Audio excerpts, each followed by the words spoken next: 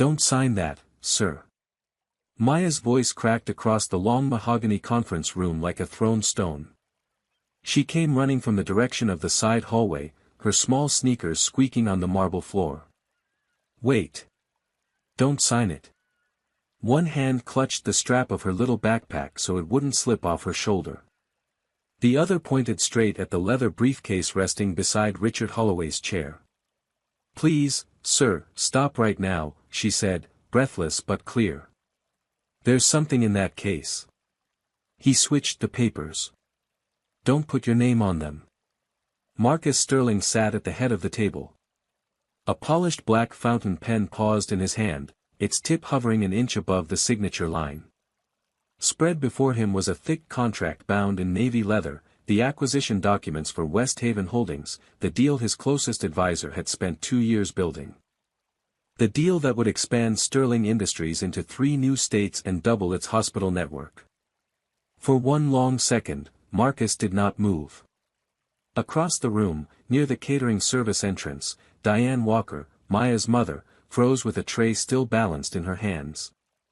Maya, she said, hurrying forward, her voice low and frightened and apologetic before she had even reached the table. Baby, come here right now. Come to Mama. But Maya did not move. He put something in there during the break, Maya said. I saw him. He took the real papers out and put new ones inside. The blue folder is different. Richard Holloway rose slowly from his seat to Marcus's left. He wore a charcoal 3-piece suit, a gold watch, a tie pin shaped like a small anchor. Until that moment, he had looked like the trusted family attorney everyone in the room believed him to be, the man who had handled Marcus's father's estate, the man who stood as godfather to Marcus's nephew. Now his smile tightened at the corners. Excuse me, Richard said. Maya pointed at the briefcase again. You went into the little side room with it. You closed the door. I was getting water from the fountain. The door wasn't all the way shut. I saw you take a folder out and put a different one in. The corners are different. The top of the blue one was bent. The one in there now isn't. A murmur passed through the people standing along the wall. It was supposed to be a small, private signing, no press, no cameras, no extended board, just principals, attorneys, 2 witnesses, and the senior staff handling refreshments and document handling. A ceremonial moment before the public announcement on Monday. Richard placed a hand against his lapel, almost touching the silk pocket square, as though the words alone had struck him. That is a serious thing to say, he said, his voice still smooth but no longer warm. Maya, sweetheart, I don't know what you think you saw, but you cannot run into a room of grown people and accuse a man like that. Not in front of Mr. Sterling. Not at a moment like this. Diane reached her daughter and put both hands on her shoulders. Mr. Sterling. Mr. Holloway. I am so sorry. She must have misunderstood something. She was supposed to stay in the break room with her coloring. I didn't misunderstand, Maya said. Her voice shook, but her eyes did not lower. I saw him do it. Richard let out a small, disbelieving breath. She saw me, he repeated, glancing around the table as though inviting the adults to share in the absurdity. An 8-year-old now knows the difference between 2 folders from across a hallway. A man near the far end of the table, one of the witnesses from West Haven, leaned to the woman next to him and muttered, "Bring her mother out of the building, please." Another witness, a silver-haired CFO, shook his head and said, more loudly than necessary, "Children get bored at these things.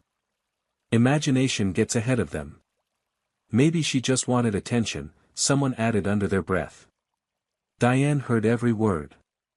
Her shoulders stiffened, but she kept her eyes lowered to the floor. Maya heard them too. Her small face hardened, not with anger, but with the stubborn dignity of a child who has been told too many times to be smaller than she is. "I don't want attention," Maya said. "I want him to look in the case." Marcus set the pen down very carefully on the table beside the contract. He looked at his attorney. He looked at the briefcase. He looked at the little girl in the navy and yellow uniform of the building's after-school care program. And then, against every social rule of every room he had ever lived in, against the polite cough of his chief of staff and the warning look from his head of acquisitions, Marcus Sterling tilted his head slightly toward Maya and asked, "What did the folder look like, sweetheart? The one you saw him take out?" Maya took a small step forward, the way a child does when an adult has finally chosen to hear her. She did not pull away from her mother's hands on her shoulders, but she straightened beneath them, lifting her chin just enough to meet Marcus Sterling's eyes across the long table. "It was blue," she said. "Like dark blue. And it was thick, this thick." She held her thumb and forefinger apart, showing perhaps 1.5 inches. It had a gold sticker on the front. A little round one in the corner. The corner of the cover was bent up, like somebody had carried it under their arm for a long time. Marcus said nothing. He simply listened. "The one he put inside was different," Maya continued. Her voice steadied as she spoke, the way voices do when they are telling something true. "It was blue too, but lighter. And the sticker was square, not round. And the corner wasn't bent. It looked new. Like it just came out of a package." Richard Holloway gave a short, sharp laugh. "Marcus," he said, turning toward him, spreading his hands. "Marcus. Please. You cannot be entertaining this. We have 11 people in this room. We have a deadline. Carl flew in from Charlotte this morning. We have champagne on ice in the next room, for God's sake." Marcus did not look at him. He kept his eyes on Maya. And when he came out of the side room, he asked gently, "Where did he put the briefcase?" "Next to his chair," Maya said immediately. "There. Where it is now." He kept his hand on the top of it for a minute. Then he sat down and looked at his watch. Richard's jaw shifted. It was very small, barely a movement, the kind of tell a man like Marcus had trained himself over 2 decades of negotiation to catch. The slight tightening of muscle when a question lands closer than expected. Marcus saw it. "Diane," Marcus said, still calm, still quiet. "Would you take a seat for a moment, please? You and Maya both. Anywhere is fine." Diane hesitated. "Sir, I really am so sorry. I'll take her home right now. I'll come back for my shift later, I just need to, Diane." Marcus's voice was gentle but it did not invite a second refusal. "Please. Sit down. Nobody is in trouble." She lowered herself into one of the empty chairs along the wall, pulling Maya onto her lap. Maya leaned back against her mother's chest, still clutching the strap of her backpack, still watching the briefcase. Marcus turned to his chief of staff, a tall woman named Patricia Vance who had been with him for 14 years and who had not, in all that time, ever questioned an instruction in front of outside parties. "Patricia," he said. "Would you ask Henry to come in, please? And bring the original signing copy from my office. The one we reviewed on Tuesday morning." Patricia did not blink. "Right away, sir." Richard stepped forward. "Marcus. Marcus, listen to me. The signing copy in your office is the draft we superseded on Wednesday.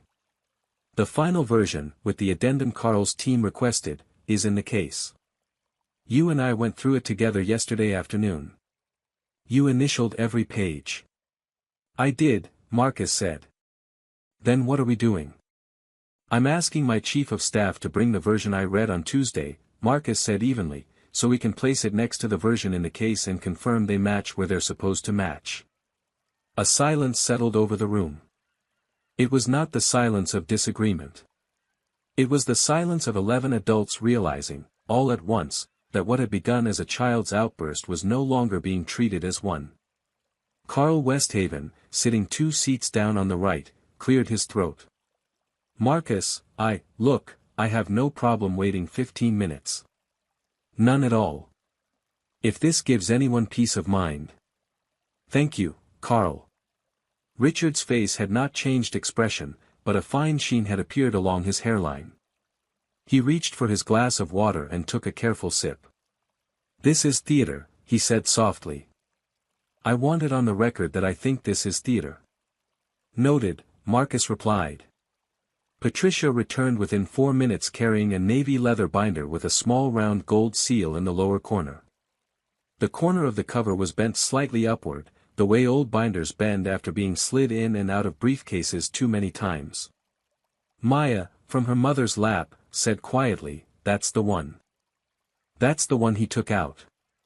Patricia placed the binder on the table in front of Marcus. Then she stepped back and waited, hands folded in front of her, eyes on her employer. Marcus looked at Richard.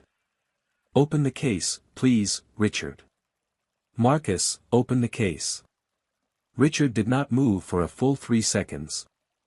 Then he bent, set the briefcase on the table, and worked the brass clasps. The lid opened with a small, expensive click. Inside lay a navy binder. Lighter blue. Square gold sticker.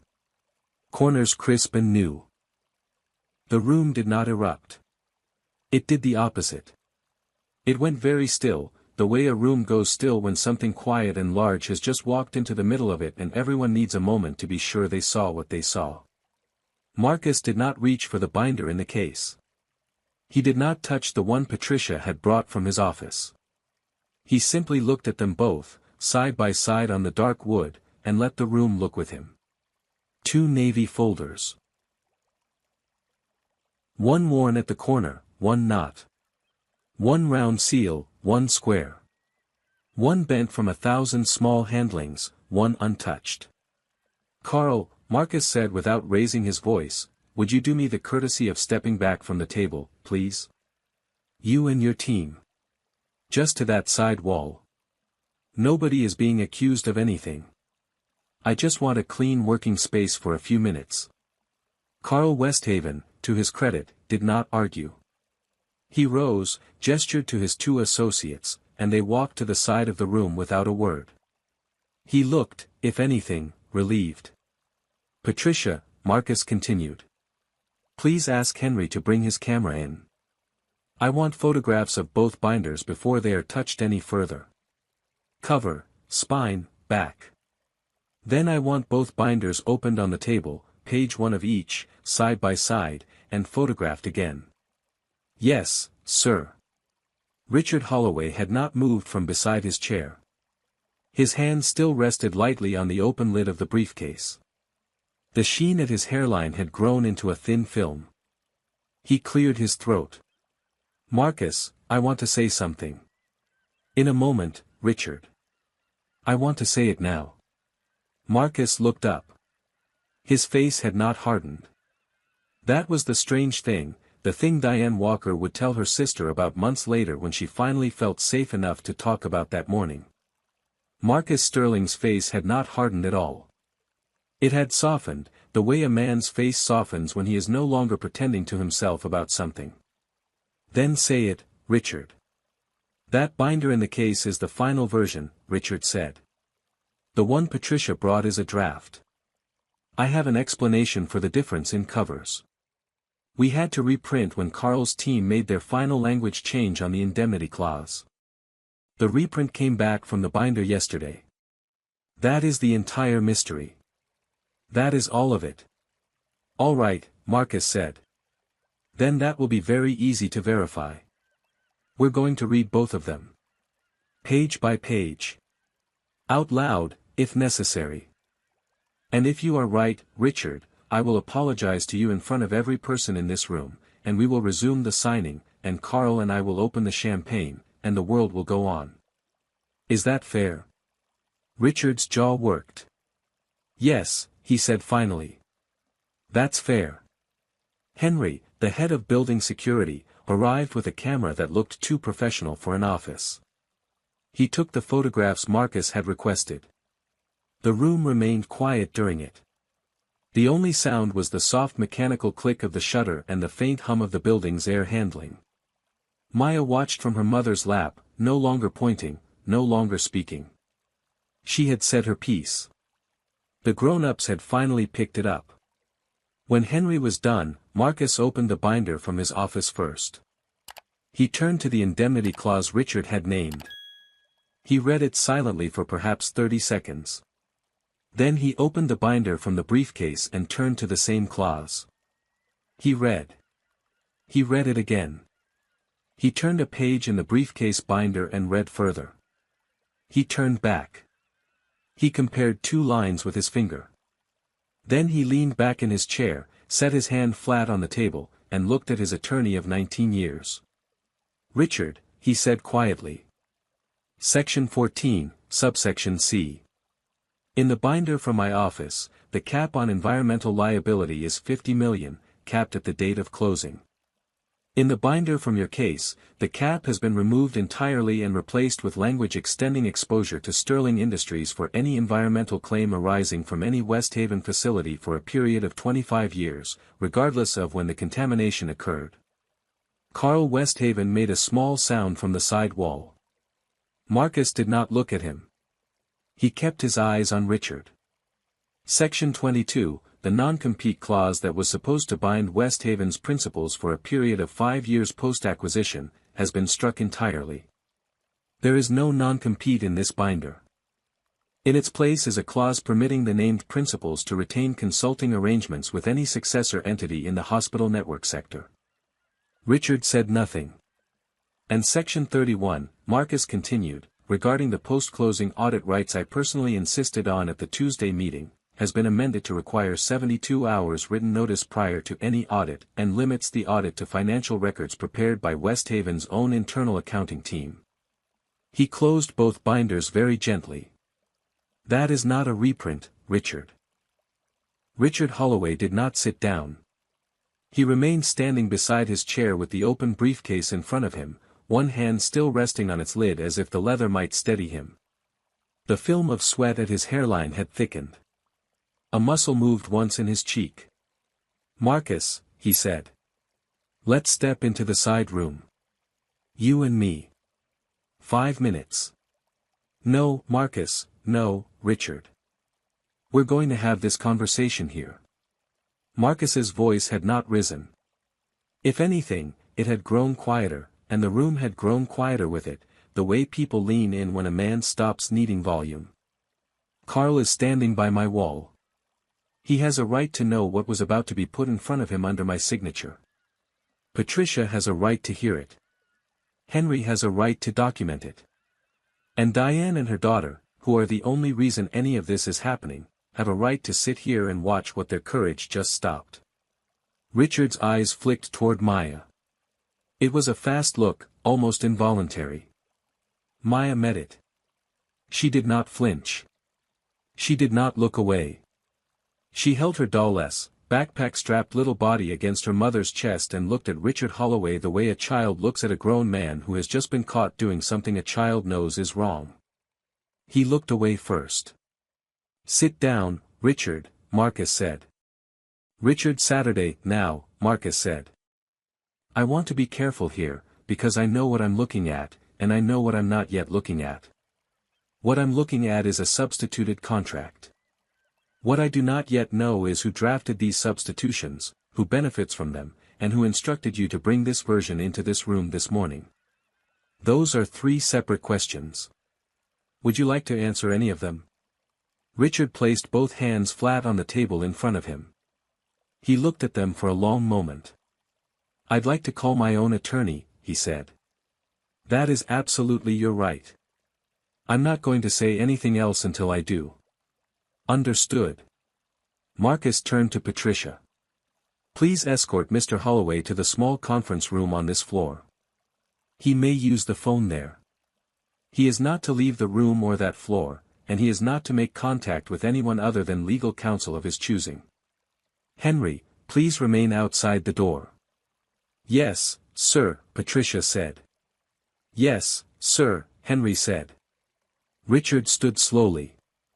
He gathered his suit jacket from the back of his chair with the careful motions of a man whose hands had begun to shake very slightly and who did not want anyone to see it. He did not look at Marcus as he walked past him. He did not look at Maya either. But as he passed Diane's chair, he paused for the smallest second, and Diane's whole body tightened.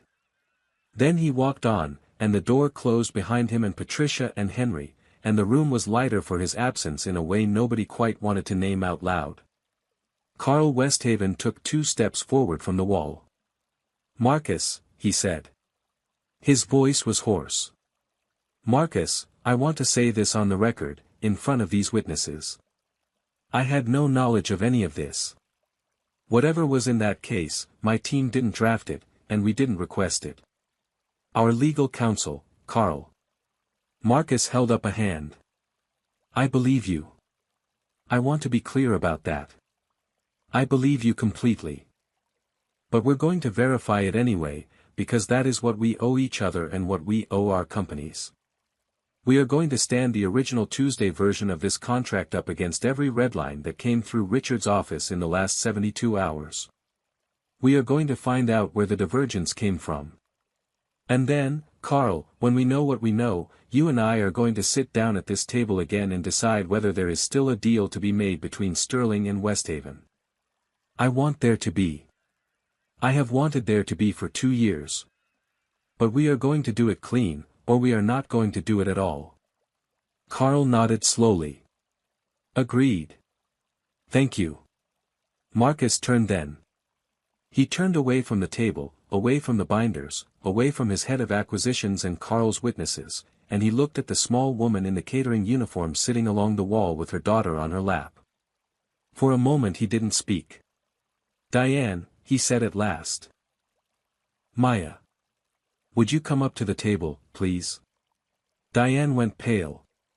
"Sir, we don't need to, please. As my guests. Not as anything else." Diane rose carefully, setting Maya down on her feet. Maya reached up and took her mother's hand. The 2 of them walked the length of the long room together, past the empty chair where Richard Holloway had been sitting, and Marcus pulled out a chair for Diane himself and then crouched down on his heels in front of Maya so his eyes were level with hers. "Maya," he said. "I owe you an apology and a thank you. May I give you both?" Maya looked at her mother. Her mother nodded, just barely. "Yes, sir," Maya said. Marcus stayed on his heels. He did not stand back up to his full height. A man like Marcus Sterling spent most of his life looking down at people from behind desks and across tables, and in that moment he understood, perhaps for the first time in a long time, that some conversations cannot be had from up there. "Maya," he said. "When you came running through that door, you were scared. I could see it in your face. You were scared of being in trouble. You were scared of being told you were wrong. You were probably scared of being told to be quiet. And you said it anyway. Do you know how rare that is, even in grown people?" Maya did not answer. She looked at him with the careful, measuring look children give adults who are saying important things and who they are not yet sure they can fully trust. "The first thing I want to say to you is thank you," Marcus continued. "Because if you had not done what you did, in about 90 seconds I would have signed my name to a piece of paper that would have cost my company a great deal of money and a great deal of trust. And it would have hurt people who work for me, and people who work for Mr. Westhaven, and patients in hospitals neither of us has built yet. You stopped that. A whole lot of grown men and women in expensive suits did not stop it. You did." Maya's mouth worked a little. She did not smile. She nodded, once, very seriously. "The second thing I want to say to you," Marcus said, "is that I'm sorry." Diane drew in a small breath above them. "I'm sorry," Marcus said, "because when you first came in here, a lot of the people in this room, including, for a few seconds, me, looked at you like you were a problem instead of a person. Some of them said things about you, quietly, that they should not have said. Some of them said things about your mother that they should not have said. I heard them. I did not stop them right away. I should have. So I'm telling you now, in front of all of these people, that I was wrong to wait, and they were wrong to say what they said, and none of it was fair to you, and none of it was fair to your mom." Maya glanced at her mother. Diane's eyes were wet, but she was holding very still, the way people hold still when they have been waiting a long time to hear a sentence and they don't quite trust themselves to react to it. Do you understand what I'm saying to you, Maya? Yes, sir. You don't have to forgive me right now. You can take some time. Maya thought about this. She thought about it longer than most adults would have. Then she said, quite seriously, okay. A small, surprised sound came from one of the witnesses at the back of the room. It might have been a laugh. It might have been a sob. It was hard to tell. Marcus smiled, just a little, for the first time since he had set down his pen. Okay, he said. That's fair. He stood up then, slowly, his knees giving the small protest of a man past 50. He looked at Diane. Mrs. Walker. It's Ms., Diane said quietly. But Diane is fine. Diane. Your daughter is welcome in this building any day of the week. I want to be very clear about that. Not because she did me a service this morning. Because she is a person who tells the truth when adults around her are not, and that is the kind of person I want walking through my doors. Thank you, Mr. Sterling. Marcus. She hesitated. Marcus. I also want you to know, he continued, that we are going to be looking very carefully at how Maya came to be in a hallway near a side room with a closing door in the first place. Not because she did anything wrong. She didn't. But because this is a working office building, and the after-school program your company runs for the staff's children should not, under any circumstances, be sharing a corridor with a room being used for the staging of corporate documents. That is on my building, not on you. It will be fixed by Monday. Diane's lips parted slightly. She closed them. She nodded. And one more thing, Marcus said. Because I suspect you are about to start worrying about it, and I would rather you stop worrying now. Your job is not in jeopardy. Nothing about today threatens it. If anyone in any chain of management above you suggests otherwise in the next 48 hours, you come straight to Patricia. Are we clear? Yes, sir. Marcus. Good. He turned back to the room. The room had been listening. Carl Westhaven was leaning against the wall with his arms folded, watching Marcus with an expression Marcus had not seen on him in 2 years of negotiations, an expression that looked something like recalibration. Patricia returned through the door at the back. She caught Marcus's eye. She gave a single small nod. He understood. Richard had made his call. And whoever he had called was already on their way into the building. Marcus crossed the room to meet Patricia at the doorway. He spoke to her in a low voice that did not carry to the table. Who? Daniel Marsh, Patricia said. He called Daniel Marsh. Marcus's expression did not change, but something behind his eyes settled into a colder place. Daniel Marsh was a defense attorney whose name appeared in the financial press roughly once a year, usually attached to executives who had been caught doing things that the rest of the executive class preferred to pretend did not happen. He was expensive. He was effective. He was not the kind of attorney an innocent man called from a small conference room on a Friday morning. How long? 20 minutes. He's coming from downtown. He told Richard not to say another word to anyone, including the cleaning staff, until he arrives. All right. Patricia hesitated. There's something else, Marcus. Go on. Henry kept the door cracked enough to hear Richard's side of the call. Richard didn't just call Marsh. Before he called Marsh, he tried to call someone else twice. Both calls went unanswered. He left a voicemail on the second one. Henry only caught a piece of it. He thinks he heard Richard say the words, "It didn't take," and "pull everything back, it didn't take." Yes, sir. Marcus stood for a long moment looking at the carpet. Patricia, he said. I want you to do 3 things, in this order. First, I want you to call David Chen at the firm and ask him to be in this building in 30 minutes. Tell him it's a Tier 1 situation. He'll know what that means. Second, I want a full hold placed on every document, every email, every internal message, every phone record originating from Richard's office or his personal devices from the last 6 months. I want it done quietly, and I want it done now, before he gets it into his head to ask for anything back from us. Third, I want Diane and her daughter taken somewhere comfortable, somewhere private, with food and something for Maya to do. Not the break room. The East Lounge. Tell the staff that Ms. Walker is a personal guest of mine for the rest of the day and is to be treated accordingly. Yes, sir. And Patricia. Sir. Tell Henry he did exactly the right thing. Patricia almost smiled. I will. She turned and went, and Marcus walked back to the table. Carl Westhaven had not moved from the wall. The two witnesses from his side had pulled chairs over to him and were speaking to him in low voices. Carl's head of legal, a sharp-featured woman named Yolanda Reyes, was on her phone in the corner with one hand cupped over her mouth.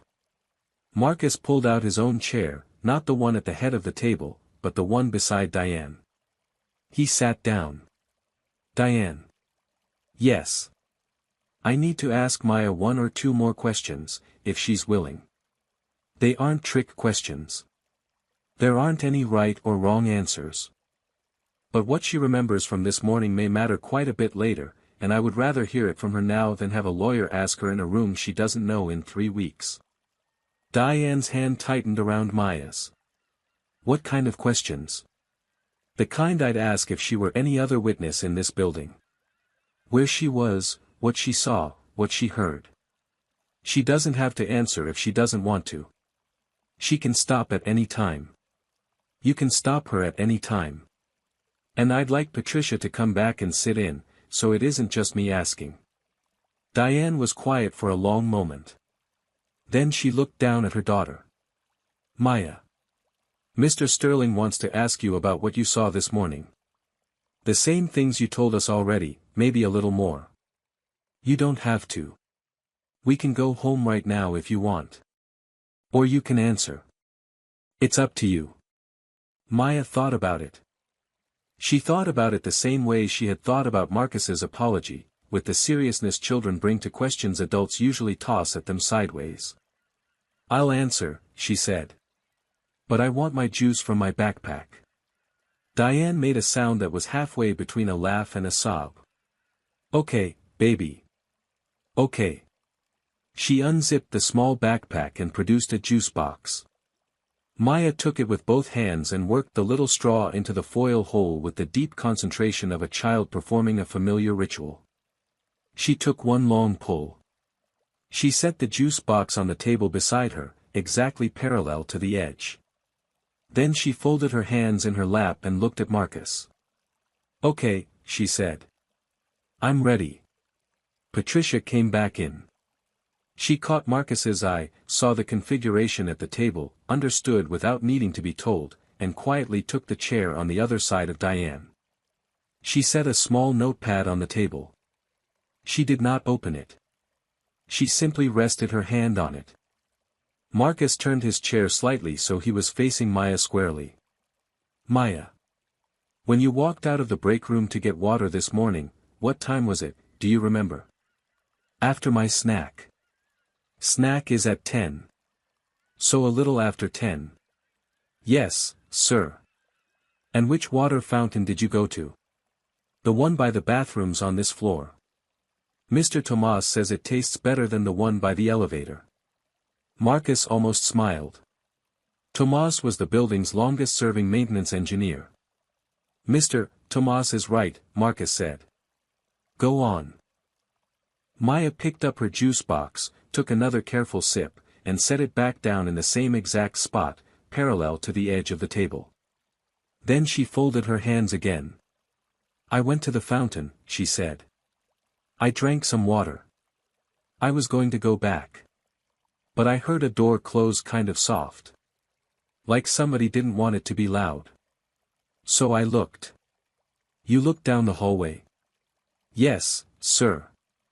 The hallway that goes to the little room with the round table. The one with the plant that's fake but looks real. The staging room. If that's what it's called. That's what it's called. Keep going. The door wasn't all the way shut. There was a thin part of it open. Like this. She held her thumb and forefinger about an inch apart. I didn't go closer. I stayed by the fountain.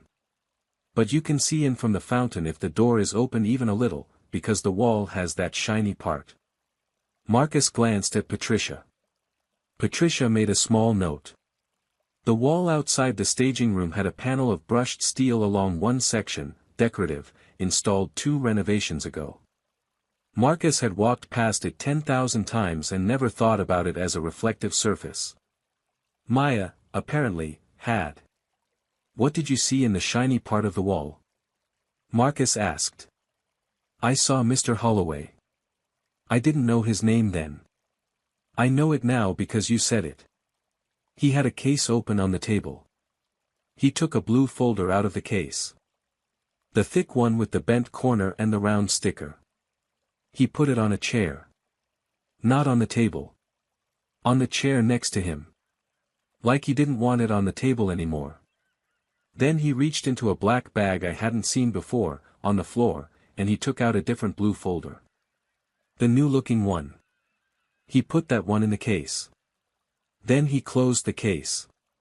Then he picked up the old folder from the chair and put it in the black bag and zipped the bag up. Then he picked up the black bag and walked out the back way. The back way, Marcus said. The other door. The one that goes to the back hallway with the copier. Did you see his face while he was doing this? For a little bit. In the shiny part. He looked, Maya searched for the word. He looked like he was concentrating. Like when you're trying to do something fast but you can't mess it up. He looked at the door once. The big door. The one I came in.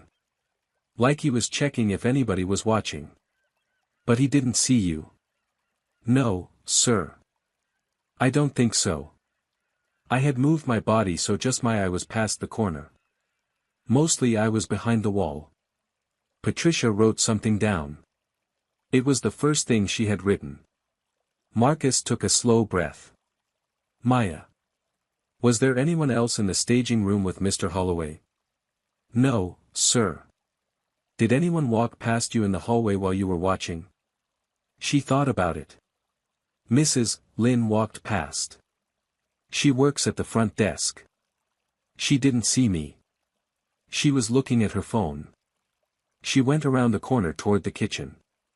What about after Mr. Holloway came out with the black bag? Did you see where he went with it? Maya hesitated for the first time. Her small forehead creased. He went toward the back stairs. The ones by the copier. I didn't see him go down them. He went around the corner and then I couldn't see him anymore. But. She paused. I heard a sound. A little beep. Like an elevator. But not the regular elevator. The freight elevator, Marcus said quietly. If that's the one with the louder beep, then yes. Patricia wrote a second line. She set her pen down very deliberately and looked at Marcus. Marcus did not need her to say anything. The freight elevator on this floor required a keycard. Not every employee carried one. Visiting attorneys did not, as a rule, have access. Which meant either Richard had been given one, or somebody had let him use theirs, or somebody had been waiting downstairs. Marcus did not ask Maya about the freight elevator. He did not want to lead her. He wanted her account clean. Maya, he said. How long was it between when Mr. Holloway came out of the staging room and when you came into the big conference room? A few minutes. Maybe 5. I went back into the break room first. I sat with Ms. Janelle. Then I started thinking about it. And then I started feeling kind of sick in my stomach about it. Because the new folder looked too new. And he had looked at the door funny. And I knew you were in the big room because Mama told me you would be in there this morning and not to go near. So I thought maybe I should tell. And I thought maybe I shouldn't, because Mama would get in trouble. And then I thought, the trouble Mama would get in is smaller than the trouble of letting somebody trick somebody. So I came. Marcus did not answer right away. He could not, for a moment, trust himself to. That last thing you just said, Maya. Yes, sir. That is the entire job of being a grown person. And you did it before you turned 10. Maya considered this. Mama says I'm almost 9. That's even more impressive. David Chen arrived in 26 minutes. He was a small, precise man with rimless glasses and the unhurried walk of a lawyer who had been called into rooms like this enough times to know that running never helped anyone. He came in through the main door, set a slim leather portfolio on the table, looked once at the 2 binders still sitting side by side, looked once at Maya in the chair beside her mother, and nodded to Marcus. Marcus. David. Thank you for coming. Tell me only what I need. Marcus told him. He told it in the order it had happened, in clean sentences, without editorializing. He laid out the binders. He showed David the 3 clauses he had already identified. David read them in silence, turning pages with the slow deliberateness of a man who knew that today's reading would be reread in a courtroom by another lawyer some months from now. When he was done, he closed both binders and folded his hands on top of them. All right, he said. First, the document hold goes wider. Not just Richard. Every paralegal, every junior associate, every assistant at his firm who had any contact with this transaction in the last 180 days. I'll have the order drafted in an hour. Second, no one speaks to Mr. Holloway without me in the room, including you, Marcus. Especially you. Third, we are going to want forensic imaging of the firm's document management system before Mr. Marsh has time to think about what should and shouldn't be on it. I can have a team start that motion this afternoon if you authorize it. Authorized. Fourth. David looked at Diane. M.S. Walker. I'm David Chen. I represent Mr. Sterling personally and his company. I do not represent you. I want to be clear about that distinction before I ask you anything. But I would like, with your permission, to take a careful written statement from you about everything you saw and heard this morning, and from Maya, with you present at all times, about everything she just told Mr. Sterling. I would also like to recommend, separately and on Mr. Sterling's dime if he's willing, that you retain your own counsel before the day is out, because there may be questions asked of you and your daughter in the coming weeks by people who are not friendly, and I would rather you and Maya have a lawyer in your corner who answers only to you. Diane looked at Marcus. On my dime, Marcus said. Of course. Whoever Diane chooses. Or David can recommend 3 names and she picks. Whatever she's most comfortable with. Thank you, Diane said quietly. David turned back to Marcus. Fifth, and last for now. The deal. He glanced over at Carl Westhaven, still standing by the wall with his small group, then back to Marcus. What do you want me to do with the deal? Marcus looked at Carl. Carl looked back. The room held its breath in a small, tired way. The deal isn't dead, Marcus said. But the deal as drafted is dead. We start over. Clean counsel on both sides. Outside review of every page. We push the announcement back. Carl, I'll absorb the cost of the delay on our end. We'll figure out the rest together if you still want to be at this table on Monday morning. I do, Carl said. On Monday morning. Yes. Then on Monday morning. David nodded once. I'll handle the press posture. Nothing goes out today. A very short joint statement on Monday saying terms required additional review. No specifics. The specifics, when they come out, will come out under oath. Agreed. There was a small commotion at the main door. Henry leaned in. Sir. Mr. Marsh has arrived. Show him to the small conference room. Tell him Mr. Chen is here and will join him in 10 minutes. Tell him Mr. Sterling will not be joining at all. Yes, sir." The door closed again. Marcus stood. His knees gave another small protest. He ignored it. He walked the length of the room, stopped beside Diane's chair, and looked down at Maya, who had finished her juice and was now sitting with her hands folded again, watching everything with the same steady attention she had brought to the morning. "Maya." "Yes, sir.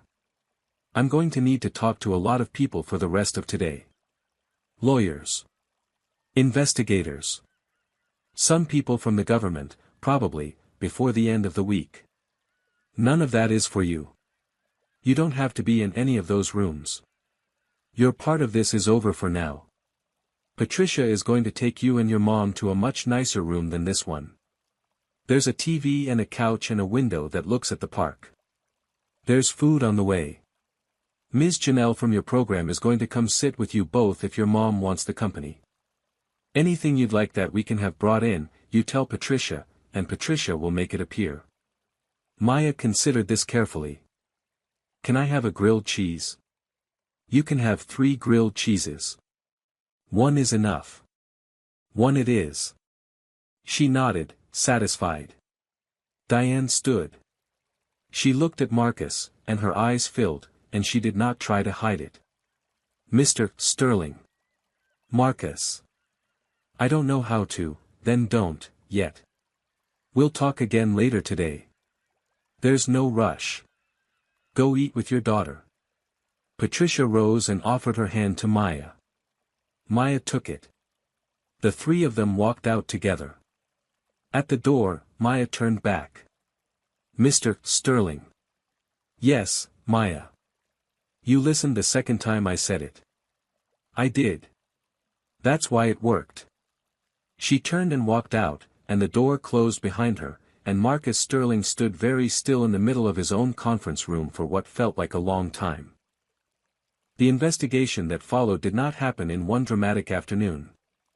It happened the way real investigations happen, in long rooms with bad coffee, over weeks, with subpoenas and forensic accountants and email chains pulled from servers that their owners had believed, incorrectly, to be private. David Chen's team got the firm's document management system imaged before the end of that Friday. By Saturday morning they had the trail. The substituted contract had been drafted not at Richard Holloway's firm but on a private laptop, then printed at a small commercial print shop in a strip mall 2 miles from the Sterling building. The binder had been ordered from an office supply company on a credit card belonging to a holding entity nobody at the firm had ever heard of.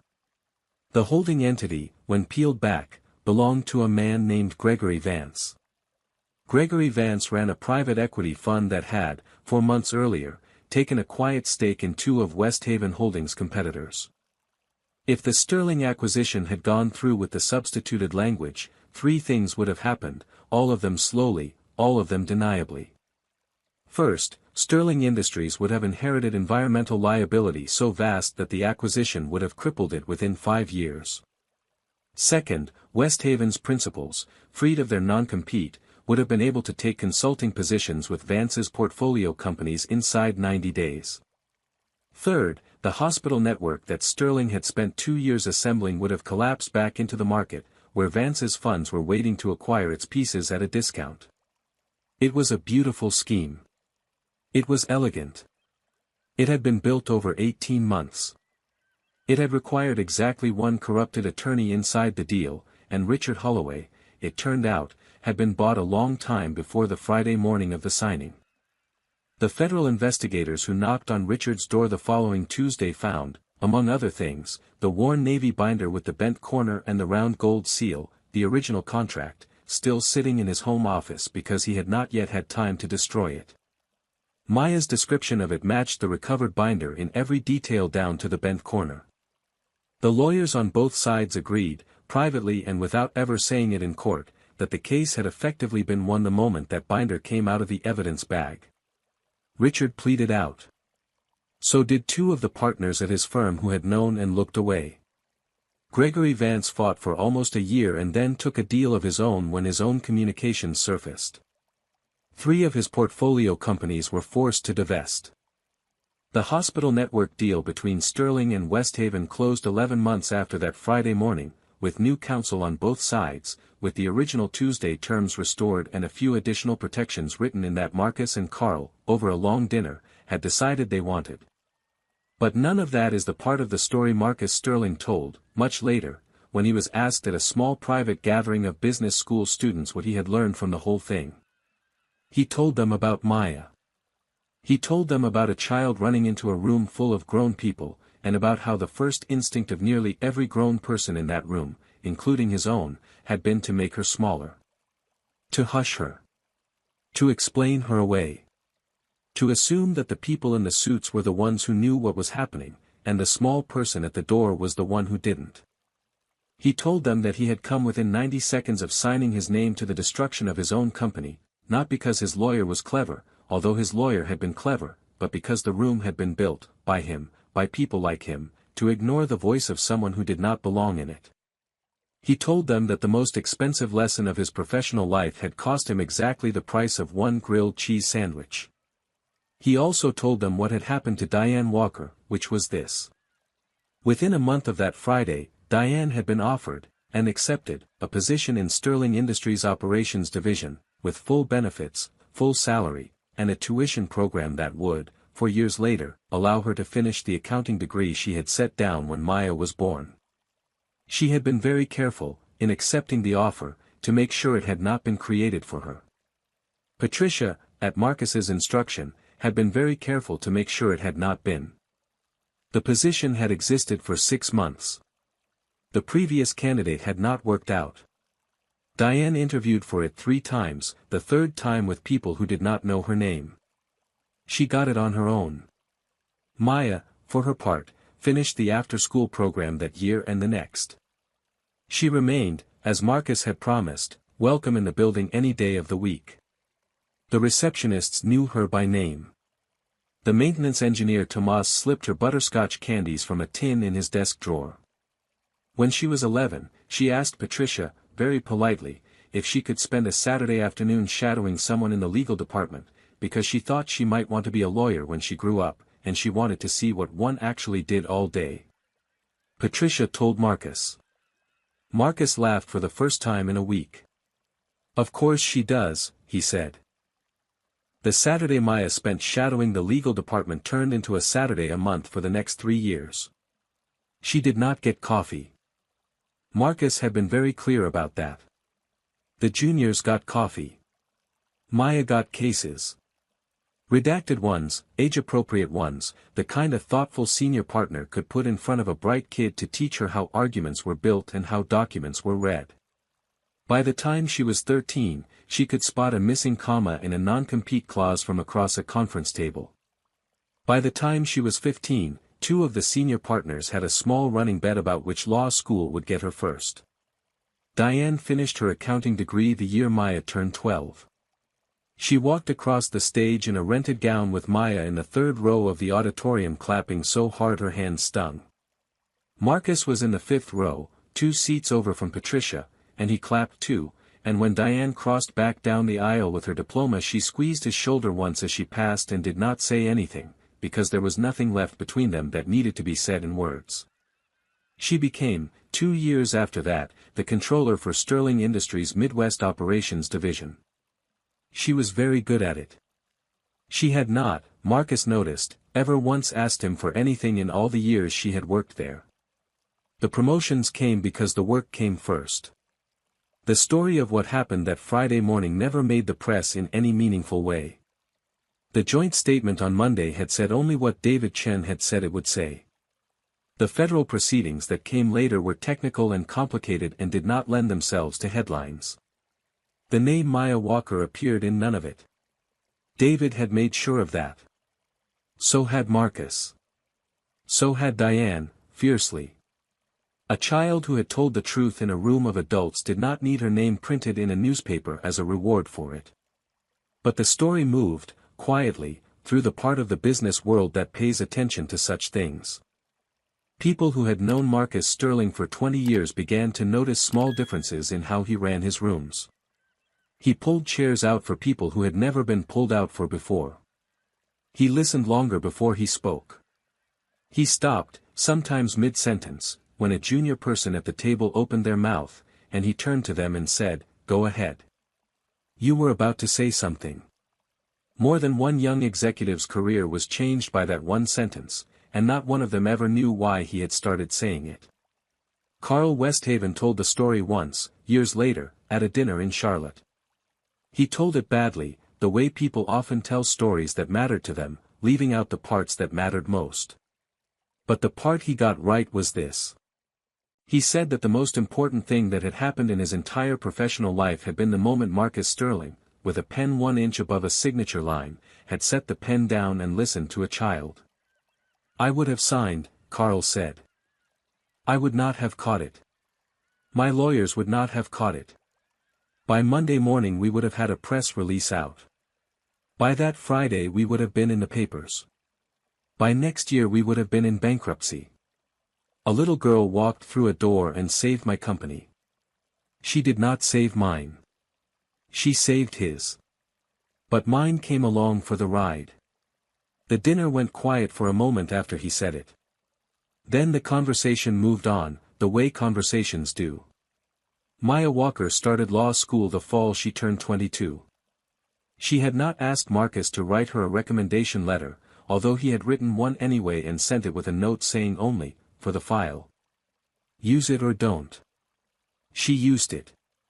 She had not asked him to pay for any of it, although the tuition program her mother had used was still in place and still open to dependents of employees, and she had qualified easily on her own. She lived in a small apartment near the school with 2 roommates and a cat named Henry, which she had named, she told her mother on the phone one Sunday, after the security man who had cracked open a door in a small conference room a long time ago and listened. The summer after her first year, she came back to the Sterling building for a clerkship. On her first day, walking down the same long hallway she had walked down at the age of almost 9, she passed the water fountain by the bathrooms. The brushed steel panel was still there. She stopped, out of habit, and looked at her reflection in it. A grown woman looked back at her, with her mother's eyes and her own steady mouth. She thought, for just a moment, about the child who had stood at this fountain with her body angled behind a corner and one eye watching a man she had never met do something he should not have been doing. She thought about what that child had decided, in the small space of about 5 minutes in a break room with Ms. Janelle, while a sick feeling grew in her stomach and the choice grew clearer. The trouble Mama would get in is smaller than the trouble of letting somebody trick somebody. She had been right. She had been right at almost 9, and the world had finally, in that one room on that one Friday, been built to hear her. Maya Walker walked the rest of the way down the hall to the legal department, opened the door, and went to work. This story reminds us that truth often arrives in the smallest voices, carrying the largest stakes. A child saw what trained adults missed, and a man with everything to lose chose, in a single second, to listen. That second saved a company, a network of hospitals not yet built, and the futures of 2 people the room had been designed to overlook. Power without humility is fragile. Intelligence without listening is hollow. And courage, real courage, is rarely loud. It is a little girl running through a doorway with a strap on her shoulder, saying the true thing in a room full of people who do not want to hear it.